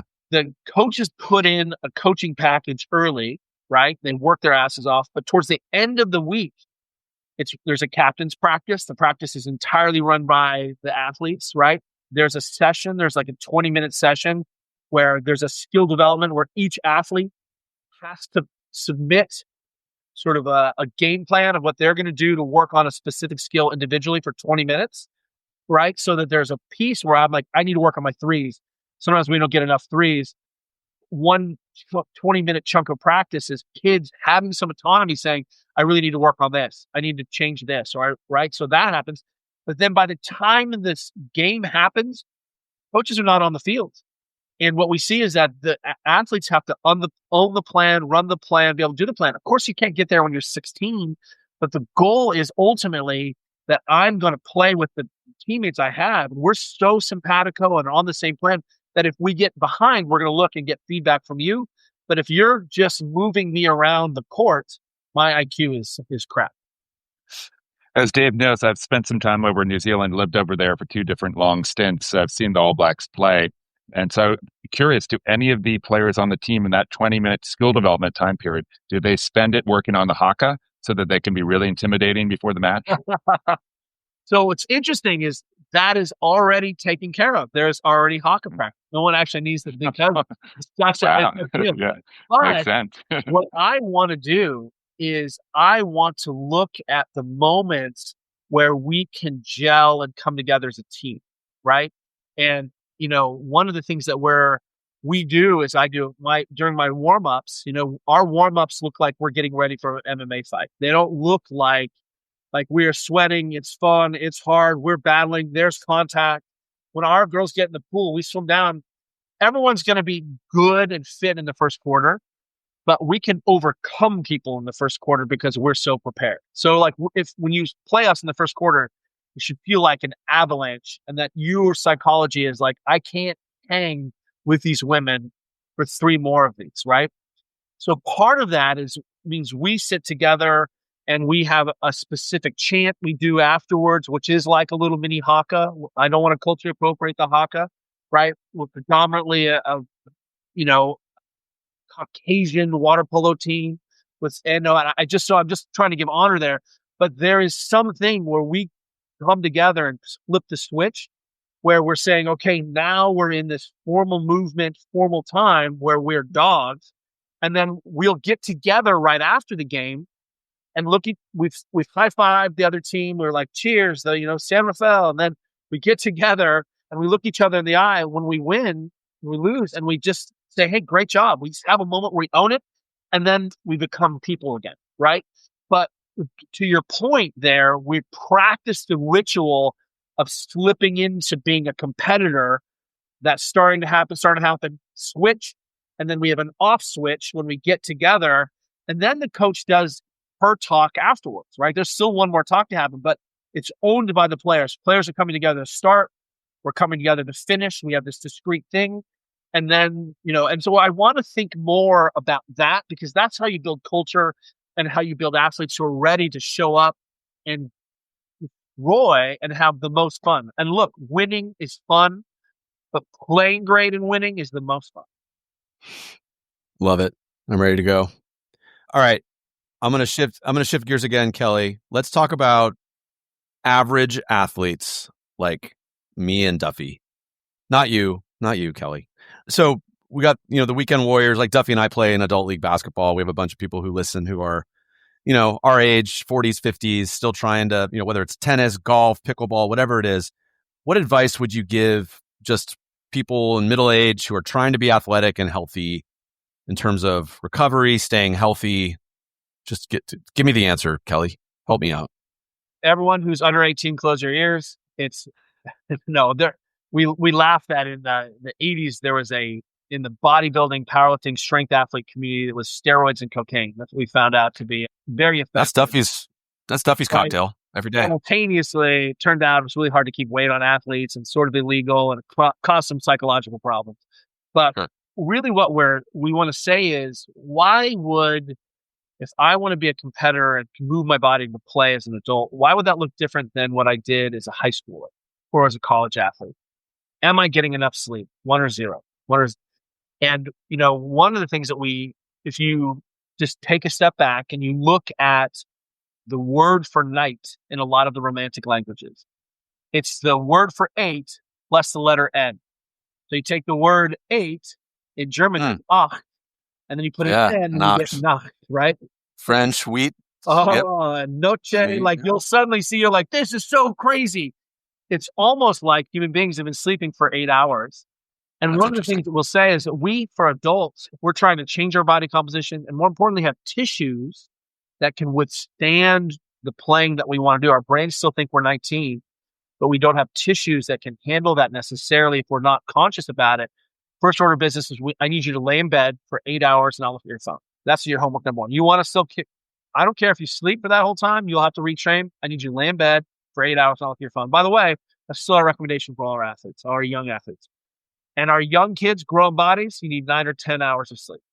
If you're trying to change your body, do anything, 7 is you are a survivalist, out on the ledge, you're barely alive. That's what 7 hours of sleep is. So number 2, I want to look at your nutrition. We have 2 goals for all our athletes, and it doesn't matter your age. Ready for this? We want you to eat 800 grams of fruits and vegetables every day. So you're going to have to get a scale. That's not 800 grams of carbs. It's 800 grams of fruits and vegetables. Yeah. A banana is like between 80 and 100 grams. 4 big apples, you're there. But our athletes don't get enough micronutrients and they don't get enough fiber.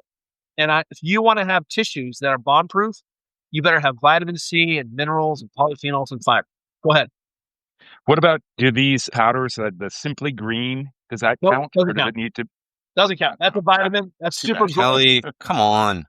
Count it towards, hey, this is a vitamin, but I still need you to get fiber. I need you to get all the things. And those things are great at feeding your gut. Totally awesome. How about cooked vegetables? Is that okay? Or do they have to be raw vegetables? No, it doesn't have to be raw. You don't have to go be a raw-tarian. Frozen vegetables work. Beans count. White potatoes count. If it's fried, doesn't count, right? If it's sugar, doesn't count. So, all right, so fries are out. Fries are unfortunately out. But a baked potato is in. So suddenly we got 8 hours of sleep. And you're going to hear a thing. We call these base camp behaviors. Second, you got to eat 800 grams of fruits and vegetables. It means I send my daughter out every day with an apple that she eats in her first period, right? I can't get enough fiber and micronutrients to have my kid. Then I need you to get 1 gram of protein per pound body weight, especially if you're an athlete. And where you're going to be like is, that's so much food. Boo-hoo, I'm so full. I have to eat all of this protein. Yeah, that's right. I want you to keep your muscle mass, keep your bone density. I want you to have soft tissues and connective tissues and guts that work. That's 1 gram of protein per pound body weight. And good luck with that. You're going to have to eat a lot of food. Go ahead. So any recommendations? So I encountered this with my daughter, who was a competitive mountain biker, met Kate Courtney a couple of times. Kate Courtney, very much an idol. My daughter, but she became a vegetarian in her sophomore year of high school and really found it hard to get the protein initially. Do you have any tips for those? Because I think there are a lot, especially female athletes, who are vegetarian and trying to get enough protein. So we always are asking anyone who's a vegetarian, are you a vegetarian because you're trying to change your body composition? A lot of girls will say, I want to be skinnier, so I'll just pull all the protein out of my diet. And that's an easy way to lose a lot of muscle mass for sure. But we have a lot of people who just don't like meat. That's fine. So here's eggs, here's cottage cheese, here's yogurt, and here's how we supplement with protein powders. And that's a perfect way to just juice the system a little bit. And that's where we put a high quality protein powder that's highly palatable, or a Fairlife shake, or, Pioneer Pasture shake or a Nuri shake. It doesn't matter. These pre-bought shakes, 30 grams of protein, drink it during and we'll see that we can get a lot more in. It's tricky. I want my kids to be kids, and I still need to hit their minimums of protein and micronutrients. I pick up Caroline in the car. There's always a shake ready to go. She starts drinking right away. So we just have to make sure that we're hitting these minimums. We also want our adults to walk around a little bit more. What you're doing is you're sedentary and you're getting off the couch and trying to play like Michael Jordan. And I guarantee you have tissues that are not loaded. You're adapting. You're congested after your run and then went back to the desk. So we need 8,000 steps a day as our minimum to just decongest the tissues. Then you're starting to see the 8s here. I need you to jump rope every day. And if you're not jumping, that's a problem. And you do some form of jumping every time you train. That can be side to side, over a line, Olympic lifting, kettlebell swings, all forms of jumping. But what we see is that as we get older, our tissues, we're not respecting our tissues enough. You need to get a blood panel and really understand what's going on. But you're also not training like an athlete. You're playing like an athlete, but you're training like a middle-aged person on her Peloton. That does not get you ready for pickleball, and you will destroy yourself. So I need you to go out and play Frisbee or play spike ball or have lateral movement and jumping and throwing medicine balls and decelerating, moving quickly in order to protect yourself over the long haul. We had Kelly, one of our guests, a college basketball coach named Paul Trevor, and he was saying ropes don't lie. Meaning when he wants his guys on his team, he coaches college basketball. Like when they want to kind of get to work, they just jump rope for 10 minutes because ropes don't lie. You can't cheat. I tell you what I love about that is oftentimes, remember that we have a bunch of athletes who are coming in and they're student athletes. Their primary sport is not their only thing in their life. They have other things. They need to go have friends. They need to go out to parties. They need to be humans. So what I like to do is get right to it, and jump ropes are really simple. In fact, the ropes I use are just like 8 and 10 foot lengths of old climbing rope. So it doesn't have some fancy handle. It is a rope that it's not a speed rope. We can jump rope like that. And the first thing we do is we start moving right away. We do a breath practice, yes, to set us up. Then our ropes come out. And one of the things I'm going to point everyone out to is there's a coach friend of mine named David Weck, and he invented something called rope flow. And I'm going to point out that you don't have to become a rope flow specialist at Burning Man. It feels definitely like you can have an identity where you carry your rope flow and get made fun of. But the rope spinning, jumping, landing, twisting, we get so much movement in the body very quickly with these heavy ropes, doing some of these basic rope flow ideas. And again, I have tweaked it. But what we want to do is get people hot and jumping and moving. And I want thousands of rotations of things.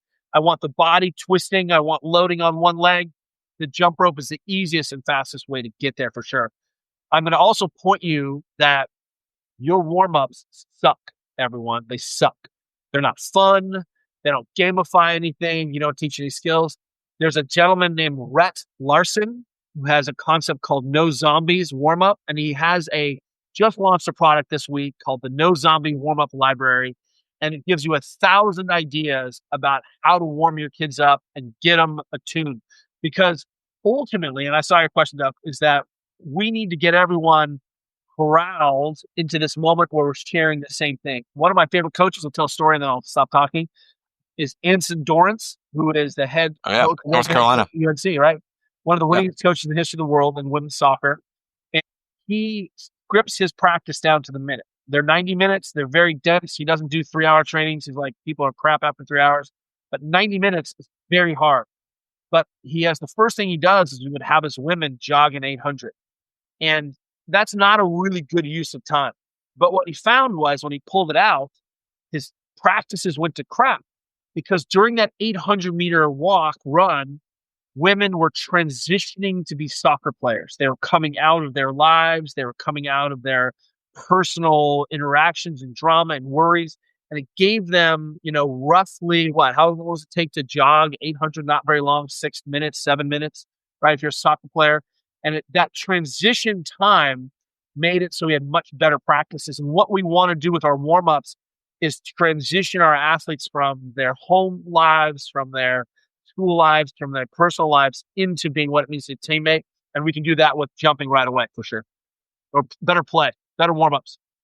That's beautiful.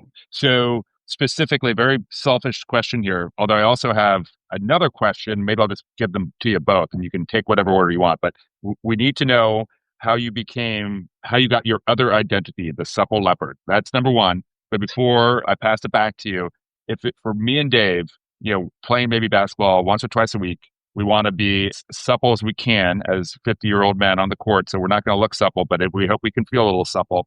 What is the ideal sort of routine for us? Jumping, you said jump every day, but it's probably only a few minutes, right? Maybe 3-5 minutes. Is it jump rope one day and then box jumps another day and then lateral jumps the next day? How could you script our week of jumping to have us as ready as we can without sort of burning out those already sort of taut joints and muscles and tendons? Well, if you're going to go play basketball and you can't handle 5 minutes of jump roping every day, we have a problem. So, it doesn't have to be a lot, but I want some every day, right? For adults, I want to keep the engine idling. I don't want to turn it off. That's really important. Number two, does your training look like the training of athletes? And what we see is, no, it does not. Everything is done slowly, right? We're doing slow tempo goblet squats. We do like ring rows. We do like what looks like geriatric physical therapy. And frankly, that's not enough. One of the things that we do, and based on, our model and in Supple Leopard, Becoming a Supple Leopard, which is the book we wrote in 2013, is that I have a concept called the archetype concept, which are foundational shapes that make up all the other shapes. So your shoulder doesn't do that many things. It goes over your head, it goes behind you, it goes out to the side, it goes out to the front. That's all the shoulder does. It might go from position to position there, right, as I transfer, and it rotates and the elbow bends and elbow straightens. Otherwise, that's the whole movement language of the shoulder. So as I look at your training, what I'm going to ask you is, are you exposing the shoulder to all the things the shoulder should do? And guess what? Overhead pressing and pull-ups, check. Push-ups, check. Bench press, rows, check. Dips, check. Suddenly you're like, oh, I'm cleaning. I'm doing hang cleans with a dumbbell, or I'm hang cleaning with a barbell. But the bottom line is, I have touched all of the positions and shapes in my physical practice that help me to be able to expose my tissues to having a full movement language when I want them. And what we see often is that we have these huge blind spots in our training. The same thing is true for the lower body. And then the second thing we'll add is there any speed component to that? I think, frankly, that going to the gym and doing some listicle, I do 15 exercises I need to do, it's so boring. I don't think it needs to look like that. I think there are really succinct 20 and 30-minute sessions where I can do brutal conditioning, either sprints or on the bike or on the rower. And I can do it for 30 seconds, 1 minute, 2 minute pieces. And I'm going to stand off. I'm going to do a set of heavy 3x5 power cleans or muscle snatches or box jumps or something I'm comfortable with. And suddenly that starts to look a little bit like sport. I'm having to control my body with high cardiorespiratory demands, high metabolic demands, and I'm going to add some speed component to here. And then rinse and wash and repeat. We'll get 3 or 4 times a week, times months, and we're going to get a lot of progress. But if you don't expose your tissues to a full pantheon of all the things they do, you're going to be exposed as soon as you play sport. And so what we're really looking at is, what's my base in the gym where I can, or my garage where I have time, 40 minutes, 3 times a week, 4 times a week. But then I probably need to go out and make sure that I'm cutting and shooting and exposing my tissues to the things. Let me be very clear, everyone. If you're playing pickleball, playing racquetball, you're playing tennis, you're playing, basketball, and you're not running a hill once a week, you got to be sprinting some hills, bro. Yeah. Self-serving question. Well, wait, we got to hear the. Did you actually answer how you became the Supple Leopard? So, a couple of things. One, as a little kid, I watched this movie Gallipoli with Mel Gibson, and he has a running coach, and and there's this it's really about the loss of a generation of Australian athletes. an Australian generation in World War One, specifically Gallipoli. That's where, they had in Turkey, they had a terrible run in the Brits. That's what the movie's about. And there's a thing that young Archie says to his dad or his uncle, and he's like, the uncle's like, "What are your legs?" He's like, "Steel springs." He's like, "How fast are you going to run?" "Fast as a leopard." So that stuck in my head for a long time. And then I had a Navy SEAL friend who was shot, and one day we were talking. He's like, "Kelly, the leopard never stretches." And I was like, "That's true. That's true, Andy. One, you're not a leopard. Two, that leopard can attack and defend at full physical capacity without having to activate its glutes, without having to warm up. It's just boom, leopard. You are alive. You have to get sweaty. You have to get in the hot tub. You have to jump rope. You have to activate. Like, you can't even access your range of motion without doing a bunch of 50 things." So the goal was to put ourselves into a position where we could have access to our incredible physiology at a moment's notice without having to, really warm up and do all these kind of things. We should be able to put my arms over my head or have full lunge, or I should be able to jump cold. And of course, older tissues need a little bit more warm up. I'm not saying we shouldn't warm up, but I'm just saying that we should have access to our physiology right away. And that's that idea of becoming a Supple Leopard. I love it. That's great. Okay. Self-serving question, Kelly. So let's say we're hitting the ropes 5 minutes a day. We're running, we're doing everything. We're eating my body weight and protein, everything great. How about a couple drinks a week? What's our thought on alcohol? And this is obviously for those listeners who are 21 and over. Is it bad for you? Is it not a big deal? What are your thoughts on that? So I think we're unequivocally clear that alcohol is a poison. Full stop. If you're trying to do something elite, probably can't drink. Honestly, I certainly wouldn't drink the night before I was doing something awesome. Right. However, what I'll say is there's drinking. I drink a bottle of wine a night to self-soothe. And after we play pickup basketball, we have a beer, right? So working with the German national hockey team, we're in Germany, and we go out for a meal afterwards, and everyone pulls down a big liter of beer. I'm like, wow, okay. And they're like, no, I'll tell you, it's called Sportbier, right? It's alcohol-free beer. And what they've figured out is Erdinger made a really good. In fact, Erdinger sends 10,000 liters of beer to the Olympics for the Germans and Austrians. What they found was that the beer, the non-alcoholic beer the beer was a ritual where we got to connect, we got to be together, we drank something afterwards. And that's really important. And let's be honest, you're talking about being the most average middle-aged basketball players in the neighborhood. Like, put some drinks in there. What I would say is the alcohol will disrupt your sleep.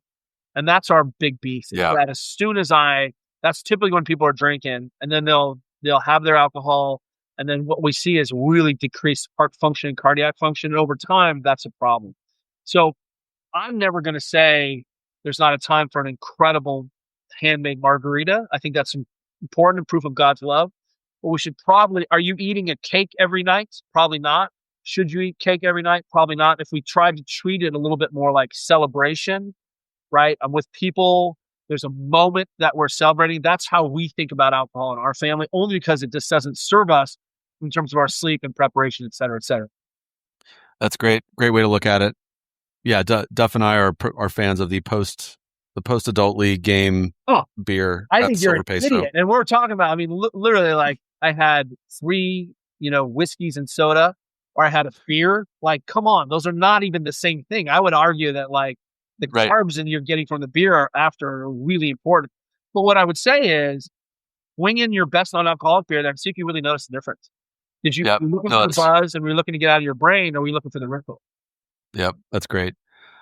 Okay, wait, I don't want to be mindful of time, but I have a few more, and I'm sure Duff will chime in. But we've talked about nutrition, and some of the guidelines and ideas you've given are fantastic. So let's talk specifically about pre-game nutrition. So, like, for example, I'm coaching a game tonight. For the athletes out there, let's say they've got high schoolers, they have a 7:00 game. What do you think is the optimal pre-game nutrition ritual to get ready for that 7:00 game? Yeah. I need the last meal you ate 2.5 or 3 hours earlier. Okay. So I want to get like something that looks like a meal, right? That is, a little bit lighter on the protein, has some protein, but, something is like a reasonable meal, and probably a lot of really simple carbohydrates, things that are easy to digest, aren't going to mess you up. Like eating a cheesesteak, then eating a double, Right. and then playing a tournament. You'll pay for that. You're just not going to play. An hour before, we want to top off with something that looks like an Uncrustable, something super palatable, very easy to eat, very reproducible. I'm a huge fan of the Uncrustable for that reason, because it's affordable. And if you can't afford Uncrustables, you can make peanut butter and honey, peanut butter and jelly yourself. And I think an hour before, I want 30 to 40 grams of carbohydrate, Carbs. something in there. Super simple and super tasty. Something that looks like whole foods. Then we're probably fed. We're probably good. If we need to cap off, maybe a little bit of carbohydrate in the last few minutes before we go. So I'll have our girls warm up, and then they've eaten breakfast, and then we'll eat a bar or something like that, something that they find very palatable an hour out. And then right before, we'll just put in a few more for snacks. And then probably you're good to go if you're only playing one game, you're probably good to go from there. If you have multiple games, then it's even more important that right afterwards that we're getting a ton of good quality carbohydrate in to get that. So like a Cliff Bar, something like that when you talk about a bar. Fantastic. It's super simple. And again, we have to look at what are the sort of financial resources of the team and the families. And that's why I'll always point to, milk, peanut butter and jelly is really good. And if you can't tolerate the milk, then we have soy milk and we have all these other things. But getting something that you can drink plus really hyper palatable, very easy reproducible thing. You can start to be like, I want my rice and mashed bananas, and like, dude, that's great. What you'll see is that I like my athletes to have a little bit of routines. These are the bars they like, but really that last meal 3 hours out is magic. We just had a tournament this last weekend, 2 hours between games. It's the dead, right? It's the deadly. Kids need to eat lunch. Yeah. We see parents starting to jump in the car and going to Whole Foods. And lo and behold, my wife's like, hold up. Do not let your kids eat at lunch right now. They will get stuck at the next game. Yeah. You need to have some kind of like smoothie shake, pre-made that you can drink, eat some carbohydrates at this thing, like peanut butter and jelly. That's the kind of thing we need to do, and really make sure that we're looking at keeping that big meal 3 hours out if we can. Awesome. How do you feel about recovery devices like Normatec, Cold Plunge, all the things that are, in vogue right now? Is there we look at value to those things? Yeah, absolutely. There is. We look at not minoring in the majors or majoring in the minors, right? That's really what we start to see. Is I'm like, can I see what you've eaten today? Can I see your sleep? Right? Suddenly, I'm like, oh yeah, these boots aren't going to add something. Normatec boots are great. They basically allow us to decongest tissues while we're watching TV or being passive. And full disclosure, everyone, I work with Hyperice. My daughter, Caroline, has a pair of boots and she loves them. She gets home from practice, throws the boots on, does her homework, right? And it feels pro. Her legs feel better, right? We get a flush because she just come home from practice and has homework. That's not what's supposed to happen. If we take horses and run them around and then put them in the barn, they'll die of pneumonia. We walk horses down, right? If you look at Michael Phelps, how many yards he races and how many yards he warms up compared to how many yards he cools down with, you're insane how much cool down they have. What we tend to see is that our athletes are not cooling down at all. And by cooling down, we mean how do we continue to decongest the tissues? And it's an easy way to do that with boots. We love Mark Pro. Mark Pro is a device that allows us to create a non-fatiguing muscle contraction that literally allows us to dump sort of congestion out, enhance recovery, decrease DOMs. But all those things cost a lot of money. If you got home, sat on the floor for 20 or 30 minutes, adults and kids in the evening, you'll find that that's a perfect way to start to put some load into your hips, make yourself feel better. Floor sitting for 20 or 30 minutes a night is part of our prescription for all athletes. And if you're already sitting on the floor, there's the foam roller. Go ahead and hit something for 10 minutes. In what position on the floor? Like in the side saddle, 90-90, kneeling, long sit. It doesn't matter. Okay. Crisscross applesauce. The bottom line is when your body tells you to move and fidget, you should move and fidget. But really what we're after here is, can we get some long-term loading in those tissues? And sitting on the floor is a great way to do that. That's great. Great feedback. And everyone be or doing homework, so sit on the floor. Love it. So, Kelly, we're going to get into our final segment. We call it Crunch Time, where we ask you a few rapid fire questions. But before we do that, I want to give you a chance to promote. How do people find you? I know you have an awesome podcast. I've listened to it. You and your wife have a great one. It's called The Ready State. What else? Where else can people find you? If you're an adult looking for coaching, lifestyle coaching and strength conditioning programming, we have something called the Starrett system. So if you go to starrettsystem.com, it's all the things we're talking about, plus, formal strength conditioning programming, even in nutrition, all those basic tenets. And then, if you're looking for getting out of pain or enhancing your recovery, you could go to our website, thereadystate.com. We have something called the Mobility Coach, which allows us to we have daily follow along recovery videos. So you could get a roller and a ball and you could, flop down in front of your TV for 10, 20, or 30 minutes. Choose an area that's stiff. That'd be a really great place to go. We have a mobility test there, self-test. You can see if you have any big blind spots in your range of motion that might cause a problem. And then we have courses and books and everything else. If you're interested as an adult and want to sort of understand what our thinking looks like at a high level, we just had a book last year called Built to Move, and it's a great place to start and see our thinking. Fantastic. Okay, let's get into crunch time. Duff, chime in. I'm going to start. Kelly, favorite athletes as a fan? Just who are your faves? I would say right now, one of my favorite sports is women's mountain biking. It's so competitive, and men's mountain bike too, but to win on a bike right now is insane. I love Tour de France. Tade is my boy. And then, I'm a huge, huge fan. I watch every mountain bike race there are because we have so many friends who race, including Kate Courtney. So I'm a big fan. But generally, I like sports. And if something's on or it's an interesting competition, I'll go there. Love it. Okay, this is a tough one. Who is your favorite athletes ever as clients? Who are the ones that just stand out to you? Boy, that's really amazing. There are so many extraordinary people who, really taken their sport and seen if they can give back, figure out how to become real professional athletes. I'd say one of my all-time favorites is a good friend named George St. Pierre. He's a MMA fighter, and only because that guy has the ultimate beginner's mindset. Like, he is like, show me to be better. I'm here. Tell me a better way. It's really fun to see athletes who come in who are masters, but who also are, really open and sponges to realizing that there's always ways to get better. I'd say that George has been pretty exceptional that way. Used to love watching George St. Pierre. Go ahead, Duff. Yeah. Are you a cat person or a dog person? We like animals. I've had a dog since 1998. We don't have any dogs right now. This is our new cat. He was a feral bottle-fed stray. This is Philgar from Dune. And, I think I don't mean to offend anyone, but if you don't like cats because you've never been around a good cat, dogs suck unless they're good dogs. But really, humans have probably evolved to have an animal in the house, and to not have an animal in the house was more contrary to the last 10,000 years of human nature than not having an animal. So you should probably have some kind of animal in the house. Yeah, totally endorse that. Yeah, we got two dogs. The leopard has to be a cat person, or at least not a dog person. That's right. Both. Right. Yeah, I think very true. Pretty cool. All right, Kelly, best or notable basketball players you've worked with?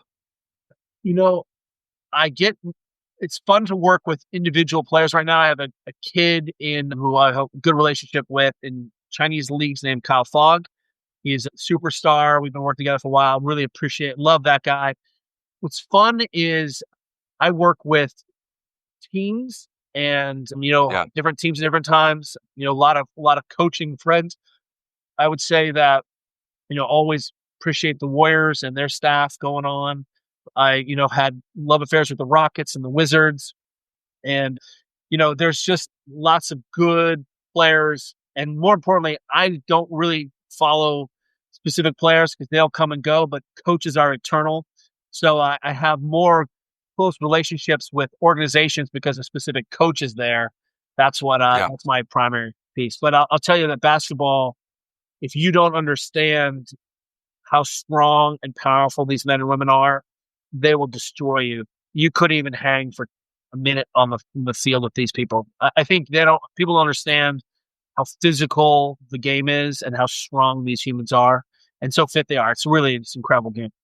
And they have to do it 82 times in a season. I will tell you that I just bought my first jersey ever. I've never worn a jersey of another human being. It's not my jam. I'm just not a jersey guy, but I have a Caitlin Clark jersey. I love it. She's changed the game. It's fun to watch. Fantastic. All right. Probably our most important question, Kelly. These are hot or iced coffee? Oh, hot coffee all the way. But I'll tell you, we oftentimes, so I'm not a Starbucks lover, but Starbucks cold brew is what I'll default to in the morning. If we're going to Starbucks, I get a cold brew at Starbucks. The nitro cold brew? Nitro's really okay. I just like the cold brew. But, cold brew. All right. But I am a definitive coffee snob, huge coffee snob. I love coffee. I'm an Americano and cortado person. But again, if most of the time it needs to be hot, even on a hot day. Otherwise, unless it's Starbucks and it's a venti cold brew with egg white bites. I love the egg white bites too. But a little mini, we have this segment, Kelly, called Dime Time, where Duffy and I give like little life advice things, like drop dimes, like on basketball court. The cortado, listeners, that's my favorite espresso based drink. It's like a latte, but it's better mix of coffee and milk. It's not. I would say 75% milk. It's closer to a cappuccino. Yeah, very similar. In terms of DNA, but you're absolutely right. Yep. Duff, you got one? All right. I want to know my next step exercise-wise today. Should I have 2 Uncrustables and sprint a hill, or should I have a pound of broccoli and then go do 100 box jumps? Oh my God. Dude, I'm going to give you Uncrustables and hill sprints because that's how you're going to get there. No one won a championship eating broccoli, but you can't fuel on broccoli. You need the broccoli in the evening, strap it to that sore knee after those box jumps. But, really, I think the takeaway here is we were supposed to have a framework about how to care for our bodies and train for our bodies through sport. And many of us who played sports in high school who now are like, what do I do with my body and how do I prepare for this vicious pickleball game?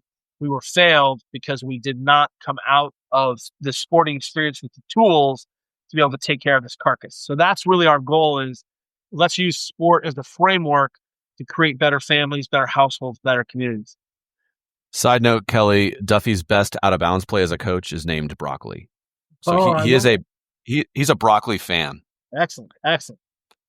So good. I think, the bottom line is we don't take seriously some of these base camp behaviors. And that's really I'll leave you guys with this idea of, we call it session cost.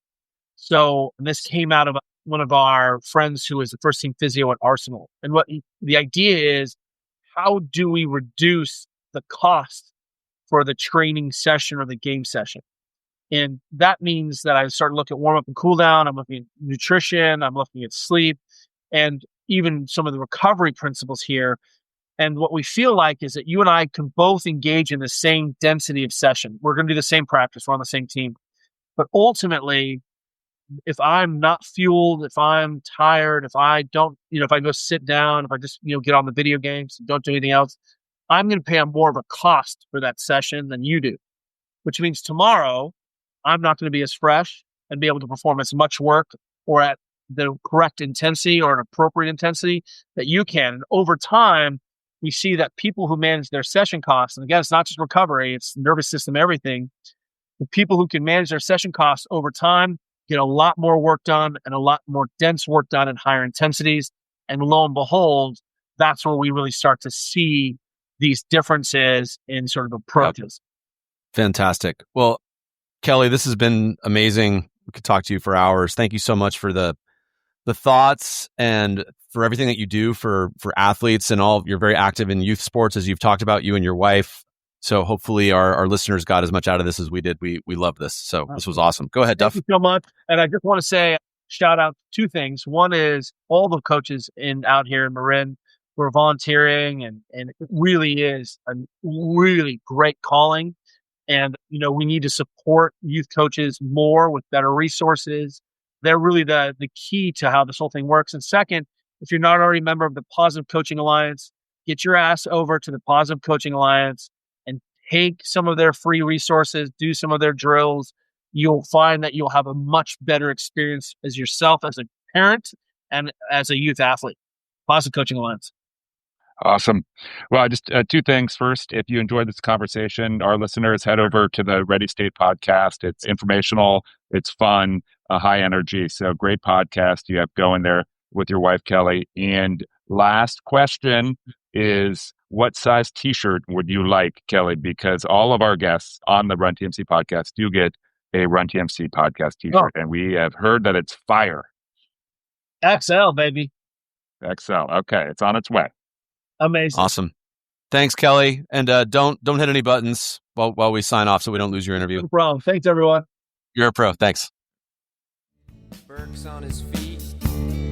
He looks up and gives me a grin and says, "Hey, dude, you too must be from Marin. Marin County.